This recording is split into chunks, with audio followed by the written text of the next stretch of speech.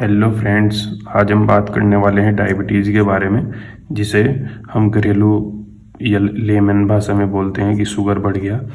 तो ये होता क्या है कि ये इंसुलिन की प्रॉब्लम से होता है। जब इंसुलिन की दिक्कत होने लगती है सेल में, तो तब ये होता है, क्योंकि इंसुलिन जो है वो हमें ग्लाइकोजन को रिप्लेस कर रहा है और साथ में हमें ग्लूकोज दे रहा है। तो ये वाली जितनी भी कंडीशन है, तो ये इंसुलिन जब हमारा इंटॉलरेंट हो जाता है तो तब हमें ये शुगर बढ़ना या डायबिटीज़ की प्रॉब्लम हो जाती है। सबसे पहले हम देखेंगे हम डायबिटीज़ में कौन कौन से टेस्ट हम कराते हैं। तो एक फास्टिंग शुगर टेस्ट होता है, पहले तो ब्लड शुगर।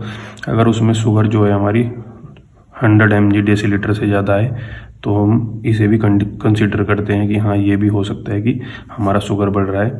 एक पोस्ट पैरेंडियल होता है ब्लड शुगर, इसमें भी हमें क्या करते हैं कि इसमें भी 200 से ज़्यादा देखते हैं कि 200 से अगर शुगर आ रही है तो शुगर बढ़ा हुआ है।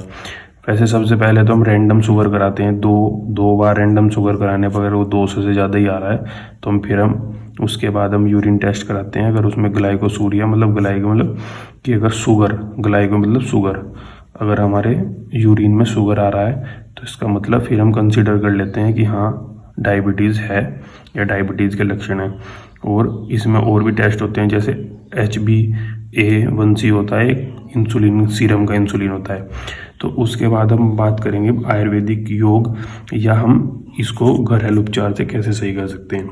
तो अगर किसी पेशेंट को अभी प्री डायबिटिक वाली कंडीशन आनी शुरू हो चुकी है, मतलब थोड़े थोड़े इसके सिम्टम्स हमें दिखाई देने लगते हैं कि हाथों पैरों में थोड़ी जलन दिखाई देने लगी, या टॉयलेट ज़्यादा आने लगा, हमें बार बार टॉयलेट जाना पड़ रहा है, या एक हम वो भी देखते हैं कि हमारी टॉयलेट पे या हमारे जब हम मूत्र को निकालते हैं उसके बाद उस पर पिपलिकाएँ या जैसे हमारी ये चींटियाँ वगैरह आनी शुरू हो जाती हैं, तो वो थोड़े लक्षणों को मानकर अब हम देखेंगे कि क्या क्या हम इसका यूज कर सकते हैं या हम इसमें क्या क्या। सबसे पहले व्यायाम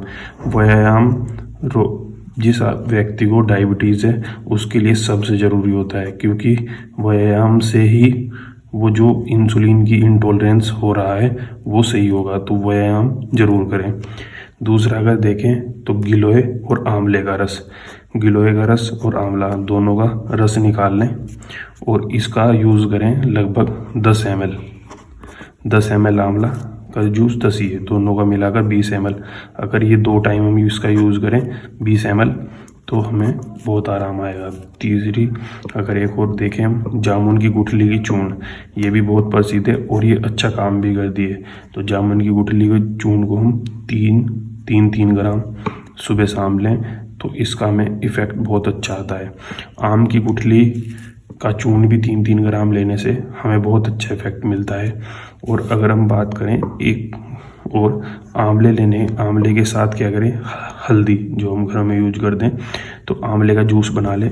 जैसे आपने 2 आंवले लिए, 2 आंवले का जूस बनाया और जूस बनाने के बाद उसमें थोड़ी सी 2 से 3 ग्राम के लगभग हल्दी मिलाई और वो घोल कर, या 20 ml पूरा घोल बनाकर आपने 2 टाइम 20 ml लेना स्टार्ट किया तो आपकी प्री डायबिटिक कंडीशन सही हो जाएगी। और उसी के बाद एक आती है देवदारू और दारू हरिद्रा, इसे हम दारू हल्दी भी बोलते हैं, और त्रिफला, जिसमें हमारा आंवला, हरड़ और बहेड़ा मिला होता है। अगर हम इन तीनों योगों को बनाकर इनका काढ़ा, ये भी हम 3 ग्राम ले लें और ये भी हम 3 ग्राम ले लें और ये भी हम 3 ग्राम ले लें, इन तीनों चीज़ों को लेके हम इसे 2 गिलास पानी में मिलाकर काढ़ा बनाकर पिएं तो 30 ml का काढ़े को अगर हम सुबह शाम लेंगे तो हमें हमारी डायबिटीज़ में बहुत जल्दी से रिलीफ मिलेगा।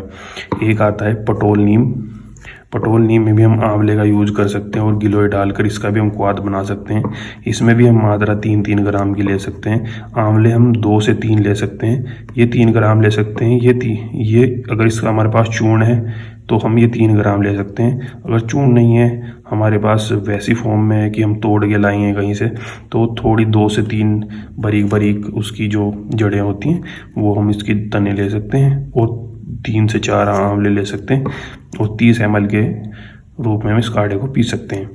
इसी के बाद अगर हम बात करें, जौ आते हैं ना जो हम खाते हैं, उन जौ को अगर हम त्रिफला के क्वाथ में डाल दें मतलब त्रिफले का पहले क्वाथ बना ले, थोड़ा ज़्यादा क्वाथ बना ले। मतलब क्वाथ बनाने का मतलब ये है कि इनका काढ़ा बना ले त्रिफले का, और त्रिफले काढ़े बनाने के बाद जौ उसमें डाल दें, और जौ जब उसमें डाल दें उसके बाद उन जौ को सुखाने के बाद उसका सत्तू या उसका आटे का अगर हम यूज करेंगे तो वो हमें हमारी प्रमेह या हमारी डायबिटीज़ या हमारी शुगर में बहुत ज़्यादा लाभ देगा।